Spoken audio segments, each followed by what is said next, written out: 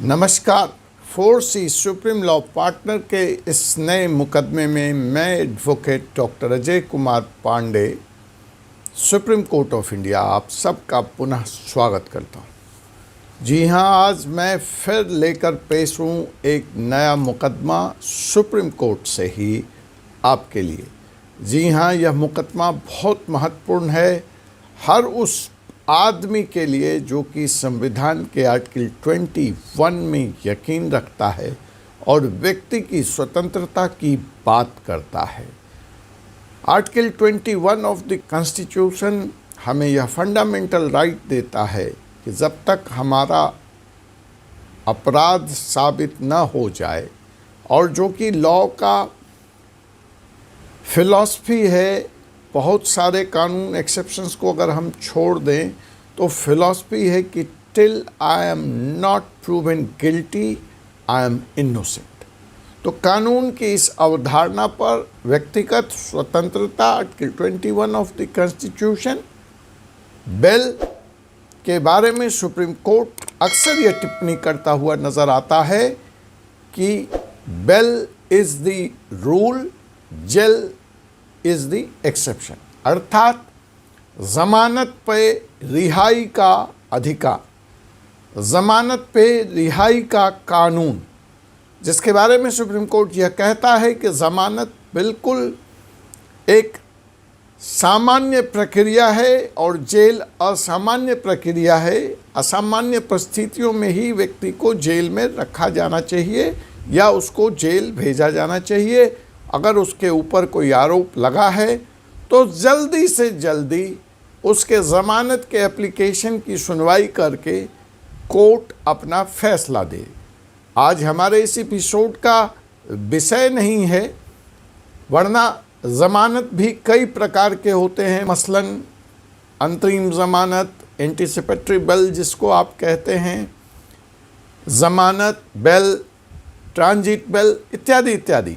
लेकिन आज हमारा विषय बेल है, खास करके एंटीसिपेटरी बेल है, तो हम अपने को वहीं तक सीमित रखेंगे। तो एंटीसिपेटरी बेल ऐसा देखा गया है कि सुप्रीम कोर्ट के तमाम आदेश के बाद, सुप्रीम कोर्ट के तमाम कमेंट्स के बाद और संविधान और कानून में इसकी व्यवस्था होने के बावजूद आज एक बहुत बड़ी समस्या बन करके उभरा है, खास करके कुछ राज्यों में, मसलन बिहार, छत्तीसगढ़ और उत्तर प्रदेश।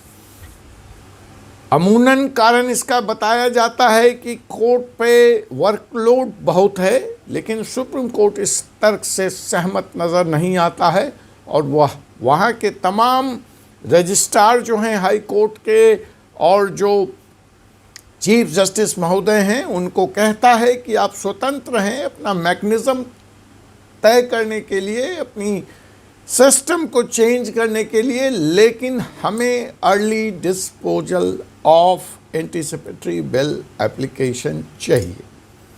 हमें बतौर as a chief justice of the state आप बेल एप्लीकेशन में क्यों देरी हो रही है, उसकी पूरी एक समय सीमा तय करता है कि कितने दिन के बाद चीफ जस्टिस महोदय का हस्तक्षेप उस बेल एप्लीकेशन पर शुरू हो सकता है, शुरू होना चाहिए।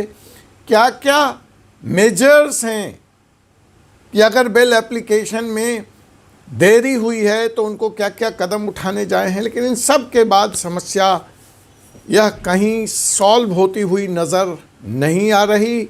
लगातार एंटीसिपेटरी बेल एप्लीकेशंस कोर्ट्स में पेंडिंग है और आज जो मैं मुकदमा लेकर आया हूं वो तो बहुत ही मज़ेदार मुकदमा है साहब। यहाँ तो वो मसला ही नहीं है कि सुनवाई नहीं हुई। जी हाँ जनाब, यह मुकदमा आ रहा है फिर एक बार बिहार की स्टेट से, बिहार राज्य से, जहाँ पटना हाई कोर्ट पर बड़ी गंभीर आरोप है और सुप्रीम कोर्ट ने क्लास लगाई है पटना हाई कोर्ट के रजिस्ट्रार और जज महोदय की, और पूछा है कि ऐसी क्या मजबूरी थी कि बेल एप्लीकेशन पर सुनवाई पूरी हो जाने के बावजूद 1 साल तक आपने फैसला ही नहीं दिया। तो यह मसला है, यह मुकदमा है। अगर आपने अभी तक हमारे चैनल को सब्सक्राइब नहीं किया है तो सब्सक्राइब कर लें, बेल आइकन बटन नोटिफिकेशन को आप दबा लें ताकि आप तक ऐसी कानूनी जानकारियां समय पर पहुंच सके। तो आप यह न समझिए कि अदालतों की मनमानी सुप्रीम कोर्ट चलने देगा, जस्टिस महोदय की मनमानी चलने देगा। आपके अधिकार हैं और इन अधिकारों के लिए आप अगर लड़ते हैं तो न्याय की इस चौखट पर देर हो सकती है, अंधेर नहीं है। तो एंटीसिपेटरी बिल के इस मुकदमे में supreme court, Patna high court से यह मुकदमा चलकर सुप्रीम कोर्ट आया, जहां यह गंभीर टिप्पणी, यह कड़ी टिप्पणी सुप्रीम कोर्ट ने किया है और पटना हाई कोर्ट से इस संबंध में जवाब मांगा है। मैं रिपीट कर दूं कि आखिर जब निर्देश है कि आपको अर्ली डिस्पोजल करना है, सुनवाई करने का निर्देश है, उसका टाइमलाइन फिक्स है, वो एक अलग मसला है। यहाँ तो आपने सुनवाई पूरी कर ली, तो आखिर ऐसी क्या मजबूरी थी कि आप फैसले की फाइल पर साल भर से भी ज़्यादा बैठे रहे?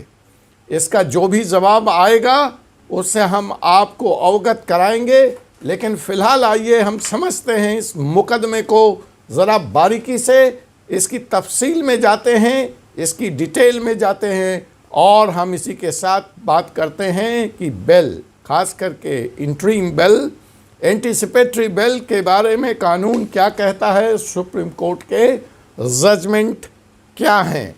तो जी हाँ जनाब, जैसा कि मैं आपको बता रहा था कि पटना हाई कोर्ट में यह बहस पूरी हो गई 7/4/2022 में। पूरी बहस हो गई, सुनवाई हो गई इंटरिम एंटीसिपेटरी बिल के इस एप्लीकेशन पर और फैसला आया 4/4/2023 को, अर्थात पूरे 1 साल बाद। और यहीं पे सुप्रीम कोर्ट की नज़रें पटना हाई कोर्ट पर टेढ़ी हुई और उन्होंने इस विलंब का कारण मांगा है और साथ में ही अदालतों को यह निर्देश दिया है कि बिल एप्लीकेशन की सुनवाई के लिए जो भी यथोचित कदम चीफ जस्टिस महोदय को उठाना पड़े वो उठाएं, लेकिन bill applications, anticipatory bill application की सुनवाई सुप्रीम कोर्ट के तय मानकों के अनुसार ही होनी चाहिए। वो मानक क्या हैं, इसके बारे में हम आगे जानेंगे। तो जी हाँ जनाब, यह जो मामला था, यह जो निर्देश सुप्रीम कोर्ट ने पारित किया है, उसमें इसने सुप्रीम कोर्ट के दूसरे निर्णय का हवाला दिया। वह मामला था Satendra Kumar until versus CBI and another, जहां पर इस मसले की सुनवाई करते हुए सुप्रीम कोर्ट ने कहा था कि बिल एप्लीकेशन की तत्काल प्राथमिकता के आधार पर सुनवाई होनी चाहिए और मैक्सिमम 2 सप्ताह का समय सीमा मुकर्रर किया हुआ है।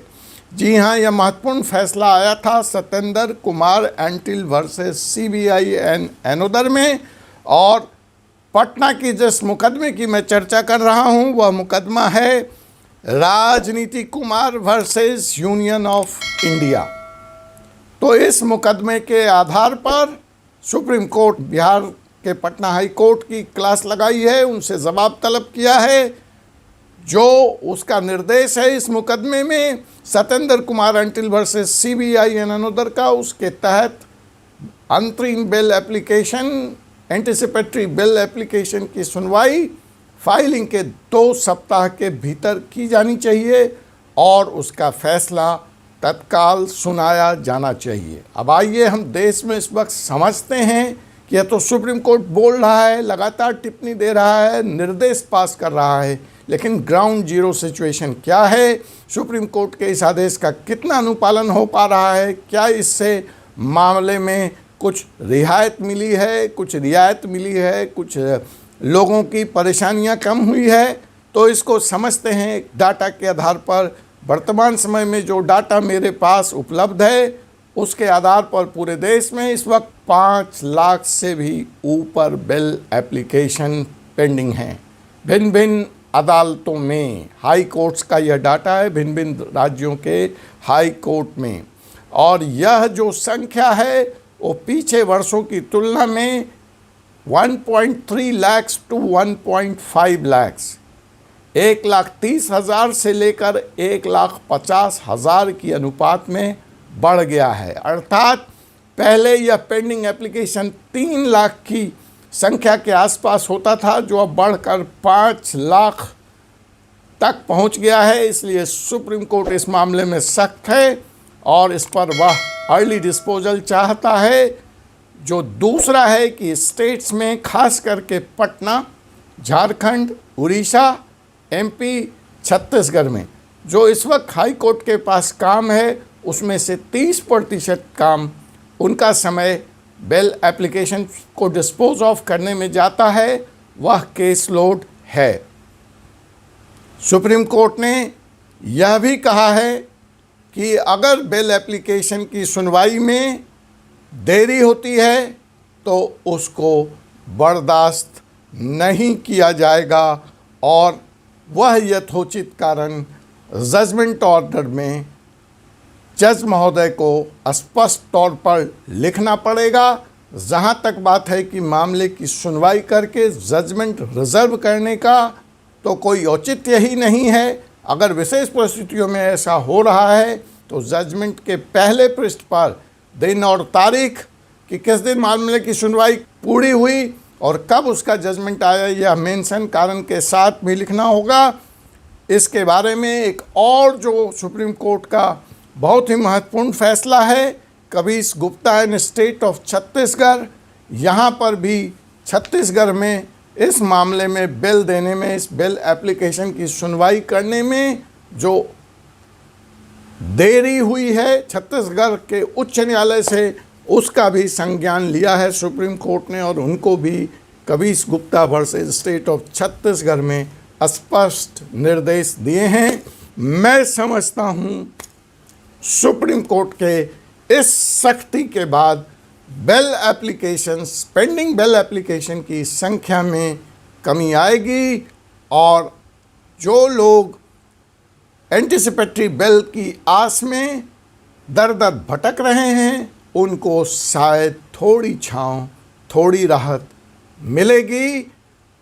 अगर ऐसा नहीं हो रहा है तो सुप्रीम कोर्ट का दरवाज़ा आपके लिए खुला है। आप सुप्रीम कोर्ट के दरवाजे पे दस्तक दें और मुझे यकीन है कि आपको सुप्रीम कोर्ट से आपके अर्ली हियरिंग का डायरेक्शन, प्रोटेक्शन फ्रॉम अरेस्ट जैसी कई राहतों की उम्मीद की जा सकती है।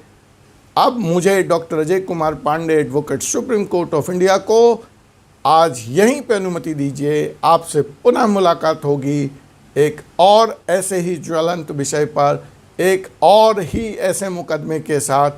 तब तक के लिए मुझे विदा। जय हिंद, जय भारत।